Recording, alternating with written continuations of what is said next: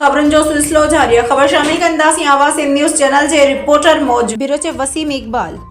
ज़िले इंतज़ामिया जैकबाद पारां 147 Sindh horse and cattle show 2025 मुनक़द करण जे हवाले सां हिकु गॾिजाणी थी गुज़री।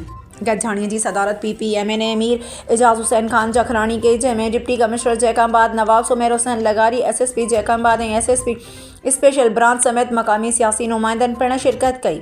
गॾिजाणी में फ़ैसिलो कयो वियो त 10 फरवरी 2025 ते ज़िले जैकबाद में Sindh horse and cattle show मुनक़द कयो वेंदो, जेको 16 फरवरी ताईं जारी रहंदो, जंहिंमें तमाम सक़ाफ़ती सरगर्मियूं मुनक़द कयूं वेंदियूं जेके माज़ी में थींदियूं हुयूं।